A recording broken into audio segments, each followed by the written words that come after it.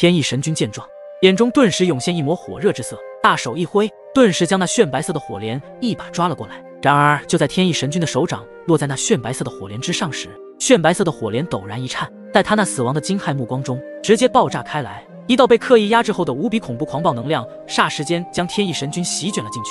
此时在玄灵谷的上空处的空间顿时被焚烧成虚无，恐怖的火焰疯狂的肆虐，仿佛要焚尽这片天地。过了片刻之后，萧炎的大手一挥，狂暴的火焰能量顿时渐渐的散去。若是再任其肆虐，恐怕这天翼神君的神魂都要被焚烧的烟消云散了。狂暴火焰的能量散去之后，那破碎的空间处，天翼神君的神体已经被火莲的力量所炸成血气，蒸发在这片天地间。然后在萧炎那去得到神魂力量下，再一次的对着一处虚空一抓，一道透明的身躯顿时被徒手抓出，那狼狈不堪的身影自然便是刚刚的天翼神君。现在的天翼神君才彻底的知晓自己与萧炎之间的实力差距，这已经不是当年的萧炎了。此子现在的力量实在太恐怖了，要不是刚刚牺牲神体，怕是连自己的神魂都要被炸成气体了。但就算是天翼神君的神魂逃了出来，依旧是无法被火莲炸伤的局面。看来你收服不了我的神火呀！刚刚的火莲就连1/10的力量都没有施展出来。既然如此，九玉天的神君还是让其他人来做这个位置吧。话音一落，萧炎目光一凝，手掌伸出，隔空对着天翼神君的神魂一吸，一股吸力暴涌而出，直接将震惊下的天翼神魂给吸扯了过来。你刚刚说你有2次复活的生命，那么如果我将你的神魂都抹灭掉的话，你是否还能复活呢？望着自己手中不断挣扎的天翼神君，萧炎自嘲了一声。如今的天翼神君简直就是蝼蚁中的蝼蚁，曾经高高在上的天翼神君也不过如此。30年河东，30年河西，可没七炎帝。随后萧炎的心念一动，一缕可怕的火焰本源涌进天翼神君的神魂体中，顿时那狼狈不堪的天翼神魂体，其脸色都惨白至极。你真的敢杀我？阁主大人不会放过你的。天翼神君的目光死死盯着萧炎，刚刚对方是想要将自己的神魂体都要抹灭，后背直接冷汗直流，带着无比的惊惧之色。惊惧的自然是萧炎如今的恐怖实力，自己连反抗的机会都没有。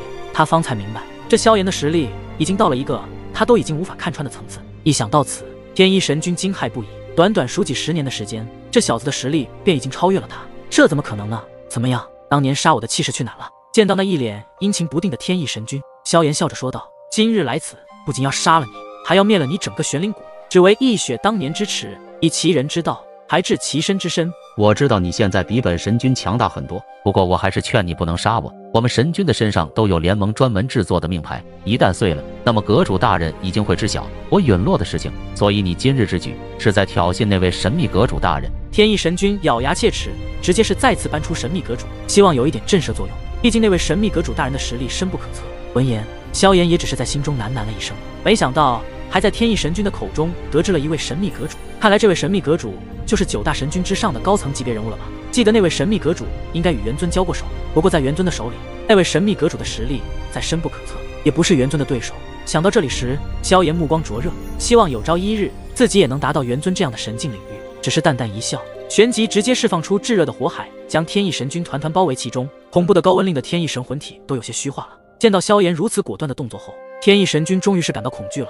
可他现在一点办法都没有，早知道当初是这样，他也不敢对萧炎下杀手。可这一切都太晚了，炫白色的火海激烈的涌动，直接将天翼神魂体给焚烧蒸发成虚无。不管是神体还是神魂，都已经被萧炎消灭。就算天翼神君有2次生命，都无法在神器联盟中复活了。此刻素素一脸呆滞，他怎么也没有想到萧炎的实力竟然这么恐怖可怕，不仅击杀了9玉天最强的天翼神君，还将整个玄灵谷都摧毁了。这等实力已经堪称是一名超级神奇，也不为过了。望着素素那震惊的神色，萧炎对着他一笑，然后道：终于收拾了这般家伙，那么接下来我们去将天星主救出来吧。素素也是将自己从震惊中恢复过来，小心道：好，天星主现在被关押在8玉天，以你现在这般强大的实力，我想就算是8玉天神君都不会是你的对手了。有了萧炎这样的超级神奇，去营救天星主的机会都是提升了很多。萧炎点点头，今日终于报了天神山之仇，接下来就是营救天星主以及打听灵动和沐尘的消息了。那么请你带路吧